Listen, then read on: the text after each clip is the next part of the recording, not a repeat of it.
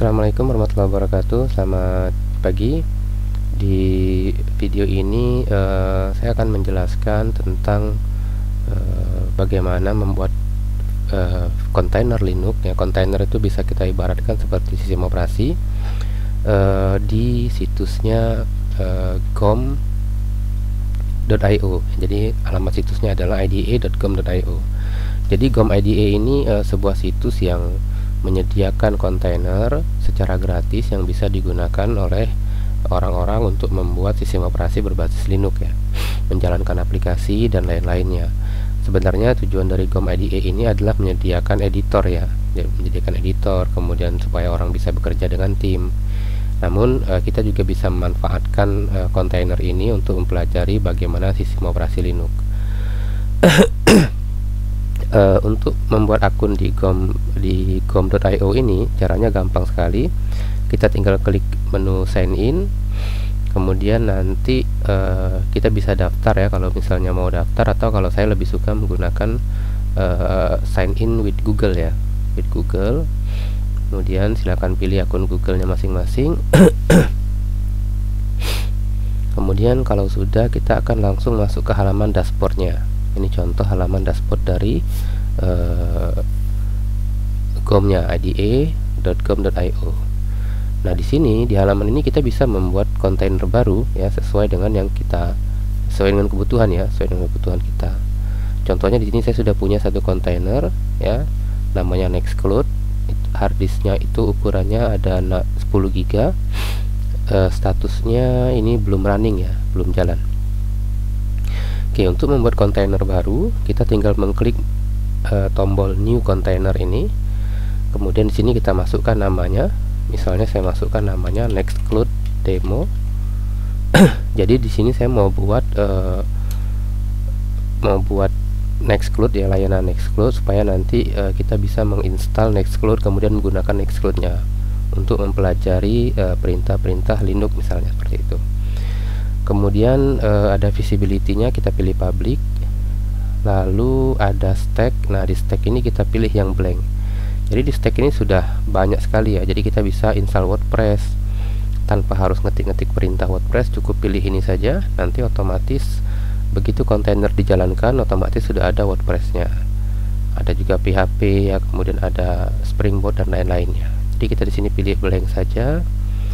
Kemudian ini ada OS-nya. OS-nya saat ini ada dua yang bisa kita gunakan, Ubuntu 16 dan 18.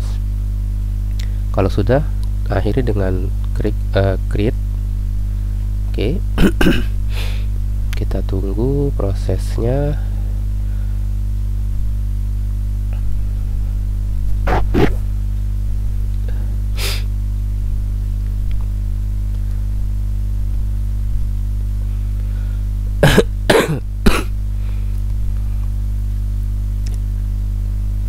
Oke, ini sudah selesai. Kita bisa langsung menjalankan kontainer kita dengan mengklik ini run container, atau misalnya kita klik di sini, sama saja. Saya klik, nanti sistem operasi kita akan dijalankan, ya, dijalankan sama gom-nya. Oke, ini udah jadi. Nah, jadi ini tampilan dari komen Linux-nya, ya, karena Linux di sini adalah Linux server, jadi kita bisa mengetikkan komen-komen untuk menjalankan perintah di sistem operasi Linux-nya. Nah, di sini yang mau saya bahas pertama adalah kalau ngetik di sini kan agak susah, ya. Maka biasanya para administrator itu menggunakan aplikasi yang namanya Putty, ya. Ada aplikasi namanya Putty, di mana Putty ini, dengan Putty kita bisa mengirimkan perintah ke server kita. Jadi kita ketik di Putty, nanti Putty akan mengirimkan perintah ke server kita. Putty ini menggunakan SSH, ya. Kalau kita lihat pembahasannya di sini, dia berbasis client server. Kemudian di mana komputer client itu nanti akan melakukan request ke aplikasi. Nanti aplikasi itu memiliki port atau pintu, ya, memiliki port atau pintu. Jadi aplikasi itu dalam sebuah server tuh punya alamat dan punya pintu, ya. Alamat itu adalah IP address, pintu itu adalah portnya. Jadi misalnya kita mau menggunakan Putty dengan SSH misalnya, seperti ini. pastikan. Oke, jadi setiap aplikasi, misalnya nih ada aplikasi web server. Kalau web server itu portnya 80, kalau database itu portnya 3306. Nah, kalau SSH, kita mau pakai SSH, itu portnya adalah 22 ya.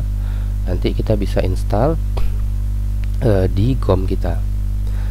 Secara default di GOM ini sudah diinstalkan SSH ya, jadi kita tidak perlu menginstal lagi, kita cukup mengaksesnya saja. Untuk mengaksesnya, yang pertama kali adalah download dulu PuTTY-nya. Di sini download PuTTY. PuTTY ini ada yang portable ya. Ini yang portable-nya. Silakan download saja. Misalnya seperti ini. Oke, nanti setelah di-download tinggal jalankan, tampilannya seperti ini. Nah, kalau sudah, nanti kita masukkan nih alamat dari server kita, kemudian port dari PuTTY-nya. Oke. Sekarang saya masuk ke IDE-nya GOM, pilih di sini kita pilih sebentar. Oke, jadi untuk menggunakan PuTTY ya, menggunakan PuTTY itu yang kita lakukan pertama kali adalah di sini ada beberapa menu, ada container, ada git, ada deployment. Nah, menu ini kalau kita buat lebih dari satu, dia tidak muncul ya. Jadi dia hanya karena kita pakai versi gratis, jadi menu kontainer, sebenarnya kita butuh menu kontainer ya. Menu kontainer ini hanya muncul kalau GOM kita itu kontainernya cuma satu ya, seperti itu. Oke, sekarang kita masuk ke menu kontainer. Di sini ada SSH configuration. Oke, nah di sini ada alamat IP-nya. Ini alamat IP dari kontainer kita atau komputer kita, silakan di copy. Kemudian saya masukkan di hostname atau IP addressnya PuTTY. Kemudian di sini juga ada port. Oke, saya copy portnya. Oke, sorry, jangan sampai ada spasinya ya. Pastikan kita mengcopy tidak dengan spasinya. Seperti ini. Passwordnya kita generate ya. Ini muncul passwordnya. Sekarang kita open. Jadi sudah ada IP address dan portnya PuTTY. Sebenarnya PuTTY ini pakainya port 22 ya, tapi karena kita pakai yang versi GOM, yang versi gratisnya, maka dia menggunakan port yang random seperti itu. Klik open. Kemudian pilih accept, lalu muncul seperti ini. Nah, di sini kita login usernya root ya, enter. Kemudian passwordnya tinggal copy saja, klik di sini. Lalu kita pastikan klik kanan. Dia memang tidak muncul, tapi langsung di enter saja. Jadi pada saat kita klik kanan tuh dia memang tidak muncul kelihatan passwordnya, tapi langsung klik kanan, langsung enter. Oke, ini udah selesai nih, kita udah selesai install Linux kita. Nah, kalau sudah sampai sini sebenarnya boleh kita tutup GOM-nya ya. Nah, disinilah nanti kita akan mengetikkan perintah-perintah di server kita ya. Saya contohkan misalnya kita akan menginstal Nextcloud tadi ya, Nextcloud. Nah, kita lihat di sini apa sih yang pertama kali harus dilakukan. Nah, pertama kali kita ketikkan perintah apt update ya. Jadi kita akan mengupdate dulu paket-paket yang ada di server kita. Oke, ini fontnya saya besarin dulu.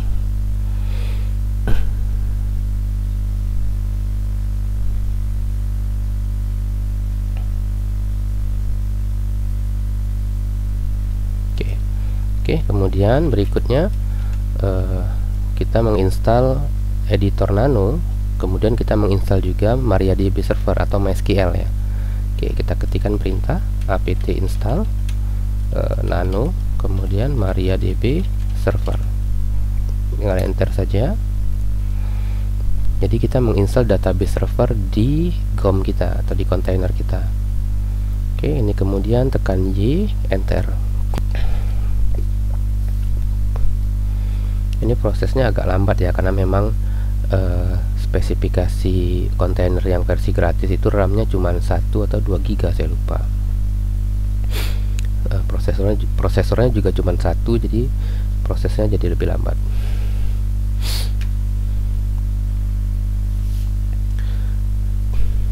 Kalau di server beneran harusnya dia lebih cepat ya.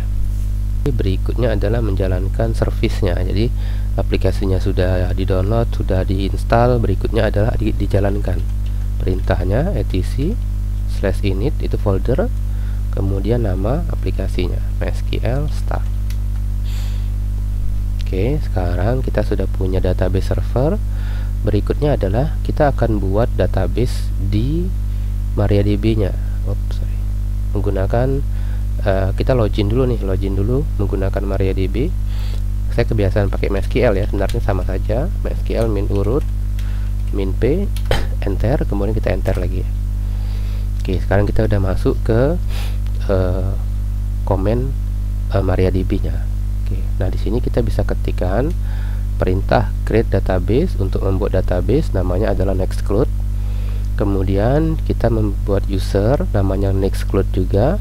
Kemudian kita kasih passwordnya ini nih, ya, rahasia Sabtu. Oke, ini tinggal di copy saja sebenarnya. Oke, saya pastekan. Oke, ini udah selesai. Berikutnya nextcloud yang versi terbaru itu membutuhkan PHP versi 7.4 ya. Sementara di repository atau di server kita itu, kalau kita install PHP seperti ini, maka dia akan menginstalkan PHP versi 7.2 ya kalau saya tidak salah, atau 3. Oke, kita lihat nih. Nah, ini nih PHP nya 7.2 ya, maka kita perlu menambahkan repository luar ya. Jadi server Linux ini kan umumnya dia punya repository atau gudang aplikasi ya. Nah, gudang aplikasi bawaannya itu cuma ada PHP 7.4. Maka sekarang kita akan tambahkan gudang aplikasi lain dengan perintah ini ya. Oke. Kita menambahkan repositorinya milik si Ondrej ya, Ondrej ini. Ini enter saja. Ini kan ada press enter to continue. Enter. Oke, dia akan mendownload, menambahkan repositori dan mengupdate daftar aplikasi. Seperti itu. Oke, ini udah selesai. Berikutnya baru kita install PHP 7.4. Nah, di sini kita menginstal beberapa ya, bukan cuma satu saja. Ini perintahnya apt saja harusnya. Jadi kita install PHP 7.4, ada yang 7.4 CLI, ada yang JSON ya, dan lain-lain. Ini juga sama, silahkan di copy saja.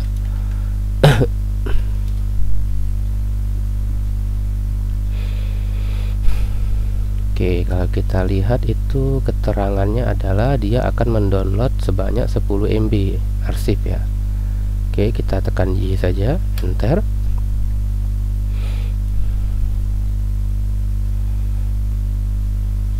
Oke, ini udah selesai.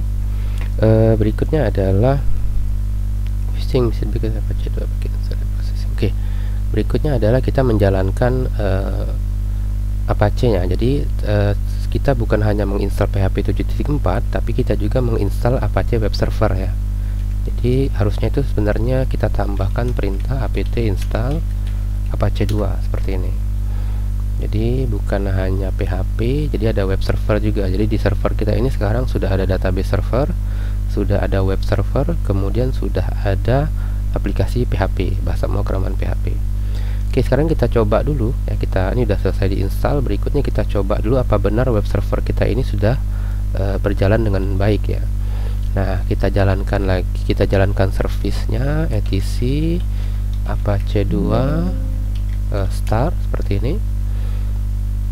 Nah, Apache ini kan menggunakan port 80 ya, beda dengan putih. Kalau putih pakainya port 22.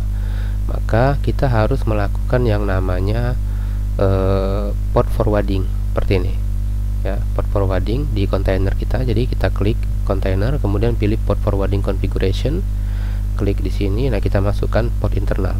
Di port internal ini port aplikasi yang ada di server kita. Oke, kita klik register, maka nanti kita akan diberikan ini nih external portnya. Jadi ada nih, saya copy dulu nih. Saya copy dulu, ini adalah external portnya. Jadi untuk mengakses port 80 yang ada di server kita, Sigom membuat alias port yaitu 56705 ya. Jadi tinggal di copy, saya coba pastekan di web browser saya seperti ini. Nah, ini udah jalan. Ini adalah server saya, ini alamat server saya, dan ini adalah web server yang ada di server saya. Jadi pakai portnya 56705. Jadi dia melakukan semacam mapping ya, dia melakukan semacam mapping atau forwarding. Ketika kita mengakses port 56705 di IP public 52 ini, maka si GOM akan mengarahkan kita ke port 80 yang ada di server kita, seperti itu. Oke, sampai sini proses instalasinya sudah selesai. Jadi untuk install Nextcloud itu ada beberapa persiapan yang harus kita lakukan. Ya, yang pertama itu kita menginstal database. Ya, yang pertama kita perlu database, kemudian kita perlu PHP 7.4, kemudian kita perlu Apache 2 web server ya. Kalau database kita pakai MySQL, MariaDB, MariaDB. Ini PHP, ini web server. Kita pakainya Apache 2. Oke, jadi untuk menginstal Nextcloud kita butuh ini nih, butuh 3 aplikasi ini. Kita lanjutkan lagi. Jadi kita udah install database menggunakan MariaDB, kemudian backup menggunakan PHP, kemudian web server menggunakan Apache ya. Kemudian kita juga sudah melakukan port forwarding ya, port forwarding di mana kita mendaftarkan port aplikasi kita ke kontainernya yang ada di GOM. Nah, berikutnya adalah kita akan mendownload aplikasi Nextcloud-nya. Kan Nextcloud ini kan aplikasi PHP ya, jadi dia adanya di download.nextcloud.com/server/release latest.zip. Jadi ini filenya seperti itu. Oke, saya kembali lagi ke putih kita. Di putih ini untuk download di Linux kita menggunakan aplikasi namanya widget. Kemudian kita masukkan URL-nya. Ini saya copy saja. Oke, seperti ini. Maka server kita akan mendownload file namanya latest.zip ya, latest.zip.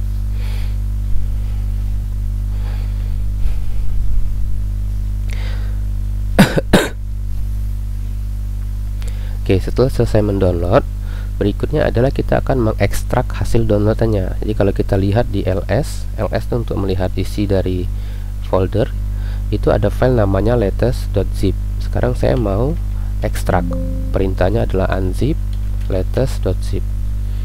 Oke, saya tekan enter, nanti dia akan melakukan ekstrak. Oke, proses ekstraknya sudah selesai. Sekarang kita akan pindahkan hasil ekstraknya. Kita lihat nih, harusnya ada satu file, ada satu folder ya. Kita pindahkan dulu nih folder Nextcloud-nya. Kita pindahkan dia ke folder dokumen root-nya web server ya, HTML. Jadi saya pindahkan ke sini.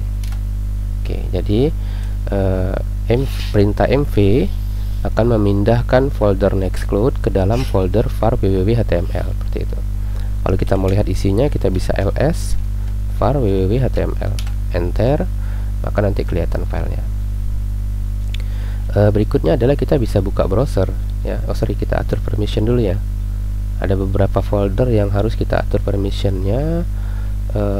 Sini saya pakai perintah chmod atau change mode 777/var/www/html/nextcloud. Kemudian ada folder apps. Oke, saya enter. Kemudian ada folder config. Saya enter juga. Kemudian ada folder data -r. Oke, seperti ini. Ups, folder datanya belum ada. Kita buatin saja ya. Kita buat folder, perintahnya make-dir var www.html nextcloud data.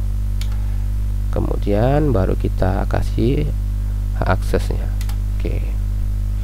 Oke, kita telah memberikan permission untuk folder apps, config, kemudian data. Nah, di sini kita harus mengubah owner dari folder datanya. Ya, tadinya ownernya adalah root, sekarang kita ketikkan perintah ini ya, agar ownernya berubah menjadi www.data seperti itu. Jadi kita ketikkan perintah chown www.data seperti ini, www.data. Kemudian foldernya www.html nextcloud data seperti ini, supaya hak aksesnya diberikan kepada user www.data. Oke, seperti itu. Ini sudah selesai. Berikutnya sekarang kita coba akses server kita tadi ya. Ini Ini server kita tambahkan /nextcloud ya. Oke, sekarang harusnya muncul halaman nextcloud-nya. Nah, ini halaman konfigurasi ya. Misalnya saya masukkan usernya admin, misalnya passwordnya adalah hari Minggu pagi misalnya. Oke, kemudian ada settingan use database-nya. Nah, ini yang kita buat tadi, yang kita buat sebelumnya itu di sini. Nama database kita adalah nextcloud, nama usernya sama. Oke, ini kita copy. Ini kita copy, database name ya. Passwordnya ini. Nah, si hari Sabtu ini. Oke, ini kita copy juga. Passwordnya masukkan ke sini. Oke, udah selesai.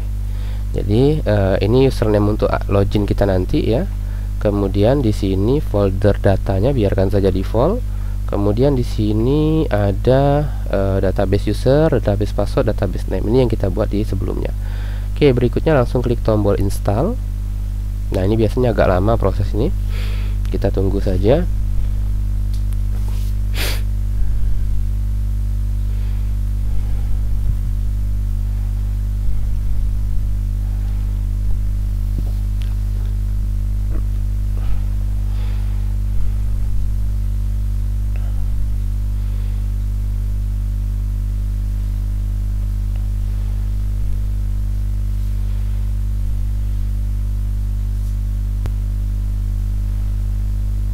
Oke, ini proses install kita udah selesai.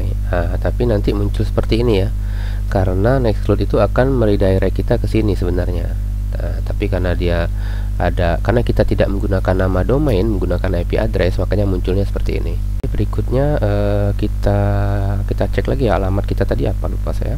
Di sini ya, container port forwarding, ini kita copy lagi. Nah, ini kita buka ulang lagi ya. Ini kita hapus saja, tambahkan /nextcloud ya, enter. Nanti harusnya otomatis kita akan masuk ke halaman adminnya. Jadi ini halaman admin dari nextcloud-nya. Nah, di halaman admin ini kita sudah bisa ngupload file, kita bisa buat user dan melakukan hal-hal lainnya. Saya contohkan saja, misalnya di sini ada menu file, lalu kemudian saya coba buat folder. Misalnya nama foldernya, klik di sini ya, klik di sini, saya buat folder misalnya belajar Linux misalnya, seperti ini, enter. Nanti folder udah jadi nih ya. Kalau kita mau ngupload file ke folder ini gampang sekali, tinggal misalnya saya mau upload file materi ini ya, ada 3 materi ini saya mau upload, taruh, oke, maka dia akan mengupload filenya. Nah, selain itu nanti ada juga cara yang lebih mudah, yaitu menggunakan nextcloud client. Nah, jadi nanti kita install di komputer kita nextcloud client, kemudian nanti kita tinggal tentukan folder mana yang mau kita sinkronkan dengan nextcloud-nya, yang mirip seperti OneDrive atau seperti Dropbox ya. Jadi seperti itu. Jadi misalnya saya punya folder di dokumen, misalnya nama foldernya adalah ini ya, Zoom misalnya. Nanti Zoom ini saya maunya otomatis semua file yang ada di folder ini kesimpan di server nextcloud saya, maka bisa saja nanti kita menggunakan aplikasi nextcloud client. Oke, nanti akan kita bahas lagi materi itu di video berikutnya ya. Oke, untuk video ini saya cukupkan dulu sampai di sini. Assalamualaikum warahmatullahi wabarakatuh. Selamat pagi.